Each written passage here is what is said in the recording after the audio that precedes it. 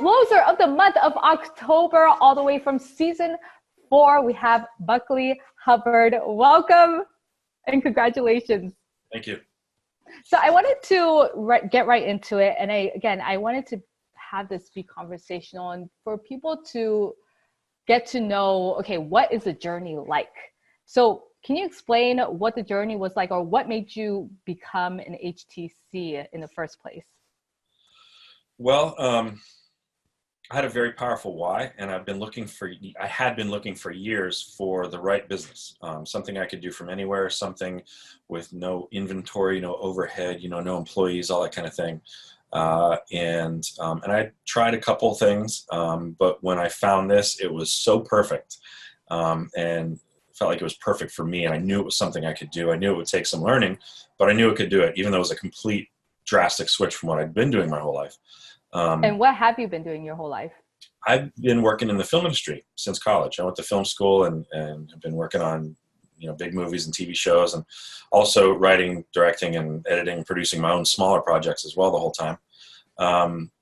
So being someone who's somewhat of an actor, and I deal with human psychology a lot as a screenwriter, that just seemed to fit really well, as a closer. Yeah. So yeah, as far as getting started, I knew it was a perfect fit as soon as I saw it. And I had a massive why, because I hadn't gotten where I wanted to be in film. And I've got 2 kids. One of them's 15, one 16, just got her driver's license yesterday. Oh, goodness. Yeah. Trouble. Right. Only 2 years left with her till she's gone from school, and my son's not far behind her. And I've never been able to do all the things that I wanted to be able to do as a dad. And like what? Oh, I mean, I grew up on the water. My backyard was Lake Erie. So the sound of the waves lapping against the shore was that was the soundtrack of my life. Grandparents on both sides had waterfront cottages. One was in Canada on one of the Great Lakes. One was Atlantic Ocean in North Carolina, on the Outer Banks. And I just feel and this isn't logical, but the feeling is just because I was able to do that, my kids should be able to do that, and they should be able to be wakeboarding and water skiing. And my kids have still never been water skiing. And that has been like an ache in my chest that I've physically felt before a few times, Wow. And yeah, so a huge why.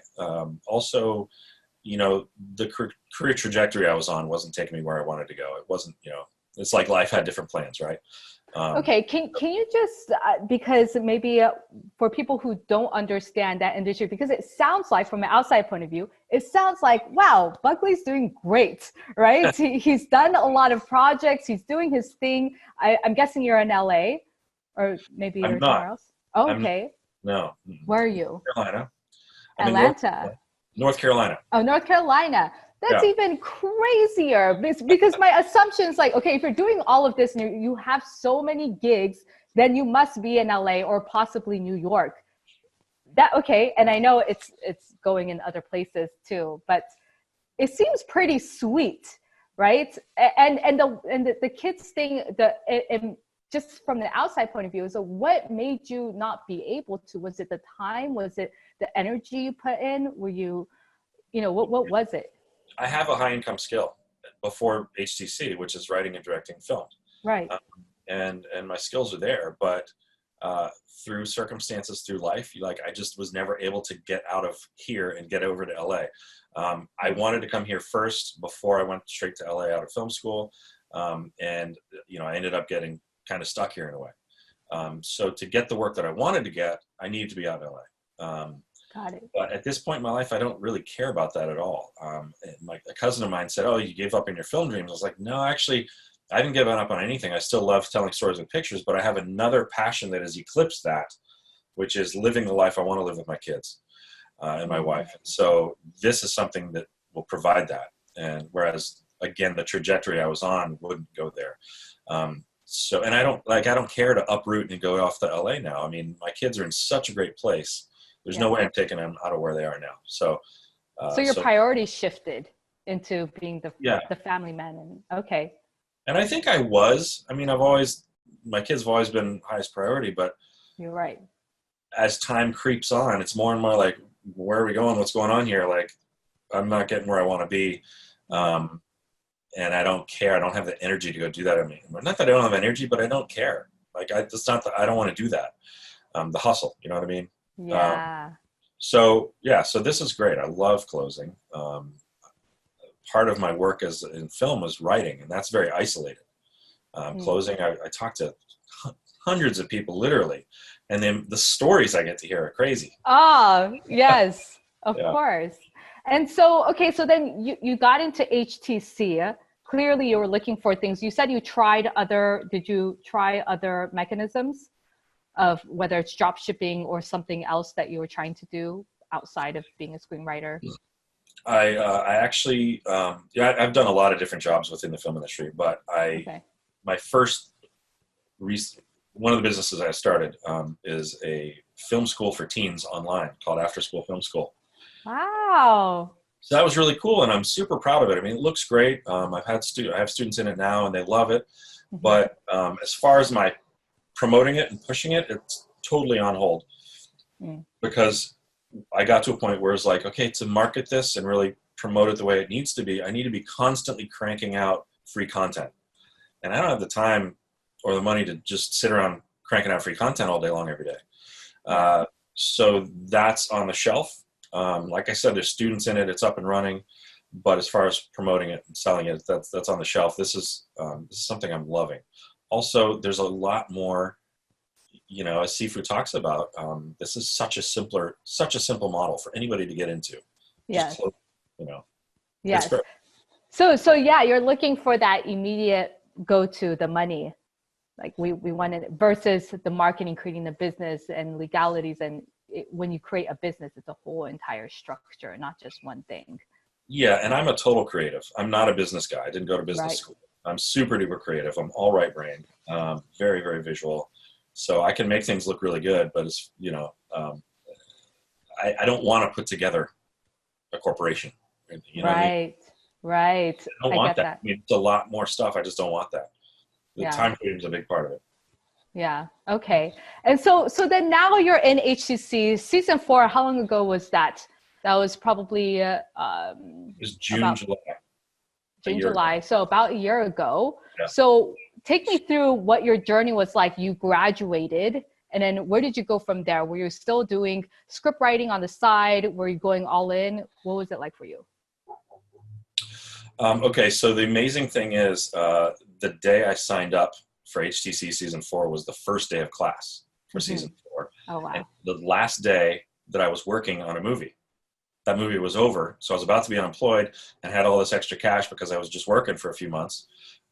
So, I was like, am I going to sink the money into this? And I'd done a couple things before, and I didn't want to do that again. And it had been many years since I did anything like that. So I really, I thought about it, prayed about it. I was just like, and I had to make an agreement with myself. I will not do this unless I do it 110%, completely immersed. And so that was a big deal. And it's really, really important and key that I did that because I made that agreement with myself and I did commit 110%. And I went ahead and I went all in and did every single thing that we were told to do in class. When he said do a minimum, this is hilarious. When he said do a minimum of an hour a day role playing, I thought, man, I'm going to blow everyone away. I'm going to do 2 hours every day. Whoa. Like a week later, too much. A week later, I found out like other people are doing like 6 and 7 hours. And I'm like, what? So I completely the following week. And again, I'm not employed at this time because the movie ended. Right. I started doing like 4 to 6 hours every single day from then on. And I ended up being in the top 5 most active on Discord, which was awesome. Right. So that was key. Just doing everything that we were told. A vision board is something I never would have done. It's one of those things I'd be like, I don't need to do that. I'm not in like arts and crafts class. Give me a break. But I was like, no. And I actually had that reaction, but I caught myself. I was like, no. I said I'm going to do this 110%. That's what he said. That's what I'm going to do. And I did it. And it has been incredibly, incredibly powerful. That's amazing. You would think the exact opposite because you just said you are a creative person. Yeah. That's interesting. Okay.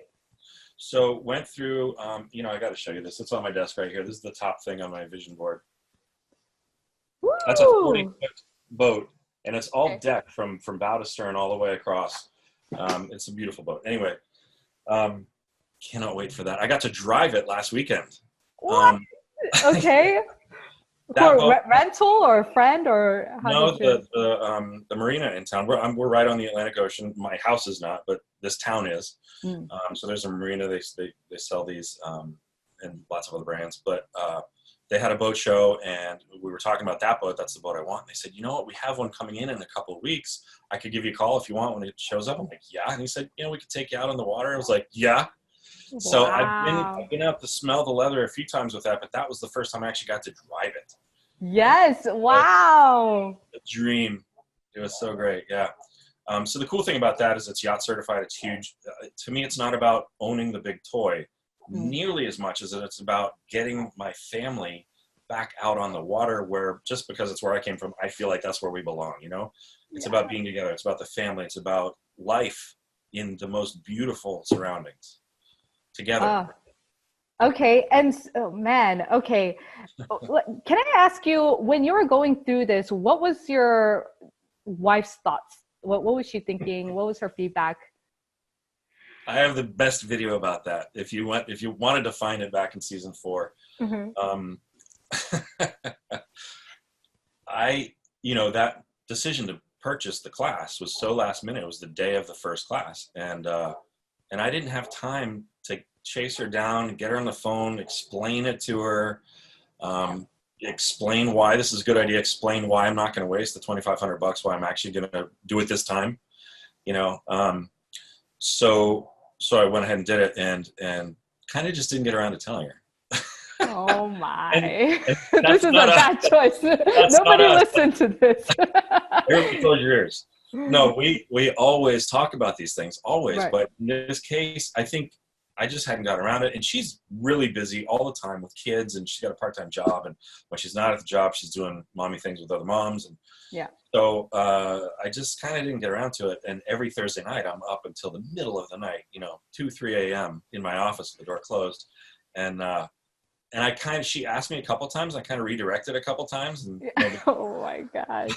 Yeah, she's probably thinking, what is he doing? But about a month after, like a month into it, or maybe a little bit more, finally she was like, what are you doing up in your office every Thursday night? You got to tell me. So I was like, do I redirect? I was like, okay, let's sit down. We need to have a conversation. I think the kids had already seen the vision board, and they were excited about it. And she might have seen it too. I don't remember, but I've been entrepreneurially minded for years, and so it's not complete. I mean, whatever. So I sat down and talked to her about it, and of course, at first she was livid, and I explained to her the vision. I explained to her all the things that I would have explained to her the first night, why it's the right thing, why it's perfect fit for me, why I know I can do this, why it's exactly what I've been looking for ages. And also, number one on the vision board is the car that she wants. Sold. Which she now has. Check that off the list. She's got it. Really? Oh my goodness. Yeah. Okay. How long into the journey were you able to check that off? Well, this conversation was probably the beginning of July that she and I had. Right. Where I explained to her everything I was doing. She got the car maybe April of the following year. Yeah. Wow. Yeah. That is inspiring. Okay, great. And I know we just talked about your wife. Can we talk about your daughter real fast? Because we were talking about it earlier and how it's impacted her, your 15-year-old daughter. I should say lightning fast, and I think you'll appreciate this. My wife got to come to CIB this year, and her support of me has at least tripled since coming to CIB. And you got to meet her there. So that was huge. So yeah, so regarding come to CIB. Yeah. That's what it is. Yeah, she was already supportive, but after CIB, she's totally got it. She got to hear and see Sifu, face to face, his teaching. She loved it. Okay, so my daughter, what do you want to know? She went through season 9. Yes. Okay, so my daughter went through season 9, and she, I've been teaching her as she's getting older. She's just turned 16 a couple weeks ago. I've been teaching her the value of entrepreneurial thinking and owning your own business, being in business for yourself, not being an employee. She's read Rich Dad Poor Dad now. We have the Cash Flow 101 board game that Kiyosaki. Oh my, that's great. Yeah, and my son loves that game. He's 12 now. I was concerned maybe I should fork out the extra dough for the cash flow kids. But I was like, before I do that, let me just test it out. I got them to play the real one, and they got it. They loved it. Great. So I've been teaching her. I've been kind of trying to raise, and I will with my son as well. I don't want them to fall victim to the groupthink, the establishment teaching out there that you got to go to college and get a good job and, retire and die. Right. There's so much more. So having brought her up in that, she saw the opportunity. She understood what I was doing. She caught the vision. She understood the money-making potential there. Yeah. So she wanted to do it. Of course, she's thinking about all the things she wants to do. She can't wait to go to New York City for college. And she loves art. She wants to do art, but she wants to make loads of money first so that, so she doesn't have to worry about trying to make a living with art, which is, forget it. Yeah, that is so smart. If I could do it over again, that's exactly what I would do. Yeah. Very smart. Okay, so it's definitely impacted her, and she's making life choices, or at least she's strategizing at already 16 years old, how she's going to go about doing her dreams, and especially in the world of like artists and whether you're an actor or a screenwriter, whatever it is, it's not a stable corporate job, right? So she's really strategizing, being practical, but still going for it, 110% going for it in such a young age. That's so amazing. Like, that has to feel good as a father, because you are the one who brought that in and you were leading the way, right? Yeah. That's amazing. Okay, let's talk about what you have accomplished, Buckley, and let's talk numbers. So after you graduated, what happened within, so it's been about a year. Do you have a number of total sales you made in just the last year alone? I do. It's nowhere that I would like it to be. I got off to a really slow start getting influencers, and not for lack of effort. I was pushing myself. I was a part of an amazing, sort of very tight core group where we really cracked the whip on each other. I mean, we were meeting twice a day, every day for months, really pushing each other. Yeah. And so I got a few influencers. The first one was maybe a month and a half after graduation. The next one was right after that. And the next one was pretty soon after that. The first one, she didn't have really her ducks in a row for closers. She had a small team of closers, but wasn't really ready. And there was a lot of chaos. And frankly, she was under some toxic leadership. She had a coach that was not really good. The next guy I absolutely adore. I'm still in a relationship with him. He's like a mentor now. Oh, wow. Self-made millionaire, actually friends with Sifu. However, that was not really a closing situation either. He had a team of closers, and that was great for a while, just in terms of growth and team building and mentorship, instruction, all that, but never closed anything there because it wasn't really what we've been taught how to do. It was a lot more sort of enterprise level corporate outreach, getting through the corporate right, and all that kind of thing. So didn't have anything there. The third thing, another influencer, and these guys looked awesome. They had they had an online course basically teaching the closers how to close for them. I mean, not teaching what Sifu teaches, but teaching, here's our CRM, here's our offer, here's the industry, here's our, which was amazing. That's the best I've seen so far, outside of Sifu's closers. So we jumped on that, and they had like different teams. Like I think it was the green team, the yellow team, and the red team. And the green team was ice cold calls, first contact calls with people that have never heard of them. The yellow team was, once you graduate out of the green team, then you can make outbound calls to people who have at least heard of them, but it's not inbound.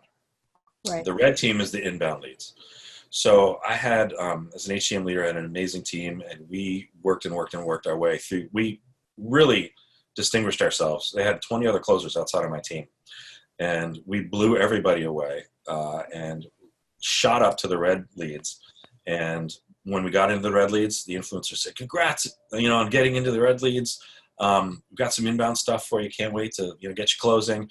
Ooh, but we're not able to pay you the 20% we talked about before. Unfortunately, it's just going to be 5%.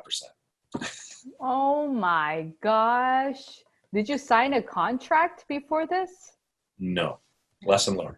Yeah. Okay. Got it. There's lots of lessons on this journey. So, so yeah, we were out of there. That was it. Right. And I had the opportunity to close, do some inner circle closing after Mhm. season 7, and based on my performance there, I was invited into Sifu's Closers, which was great. And I've been closing for a few other influencers ever since then. So anyway, off to a slow start. Also, I wasn't making money closing early enough to avoid having to take another job on another TV show. Mm. Swamp Thing, based on the comic book, was shooting here Oh, this year. Yeah.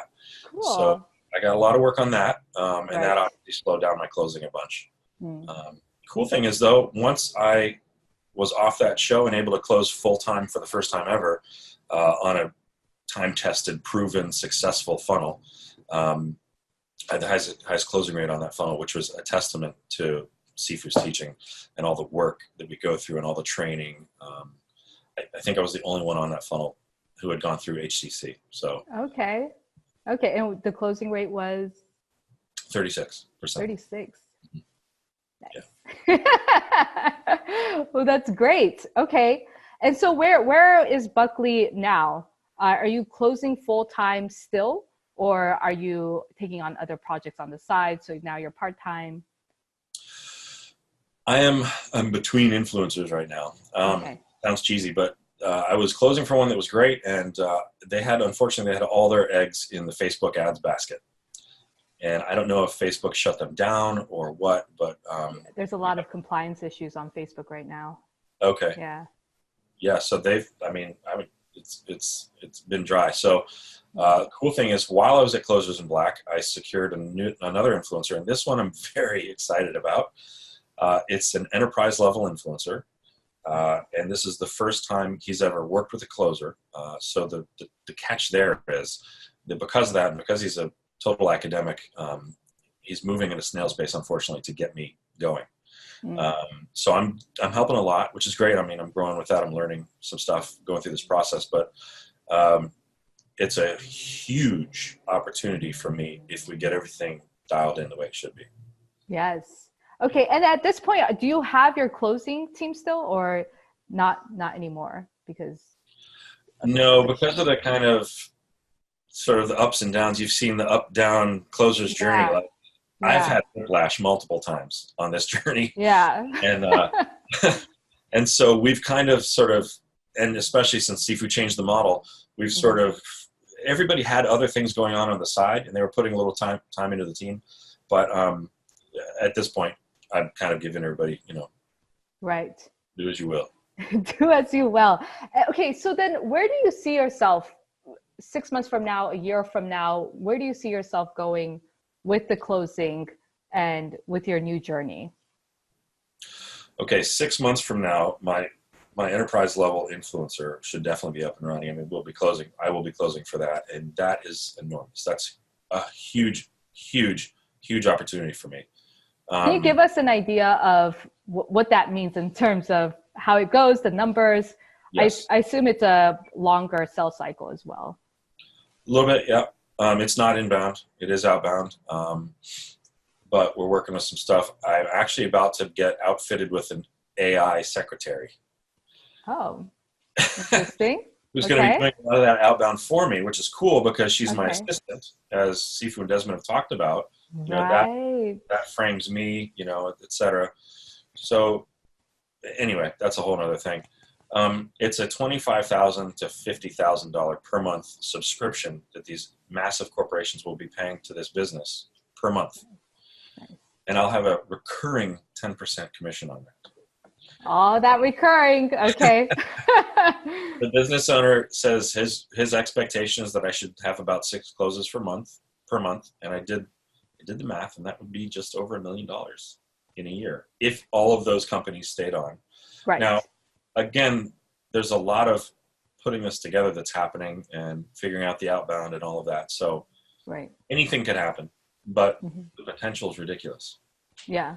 Yeah. Okay, Buckley. Oh.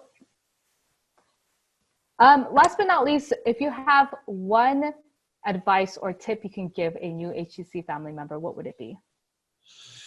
Okay. I'll give two. The first one is, and this is really, I think this is much more important for maybe younger people. Maybe I'm not even saying this, but I think because I'm the age I'm at, and because I see like I'm nowhere, and I'm at this age now, I got to make something happen pronto. I think a lot of younger people, when you're just coming out of school and you're entering the world for the first time, it's like you got the whole world in front of you. You can do anything, so the pressure's not really on. Yeah. So where I'm at, the pressure's on. So my biggest advice is, if you're going to do this at all, do it 110%. 110% all the way. Don't do it halfway. It's not going to work. It's not going to happen if you don't go 110%. So commit that much. The other thing I would say is, don't expect to be handed things when you graduate. Like, go through this class 110% and then continue 110% into making a living with this. Because there's a lot of people out there. I mean, it's right there. There's a ton of opportunity, but it does take going after it. And, in my case, I had to go through a few before I found the right ones. Yeah. Perfect. Well, thank you, Buckley, for coming on. Closer of the month, October. You are closer than you think. Thank you, Tina.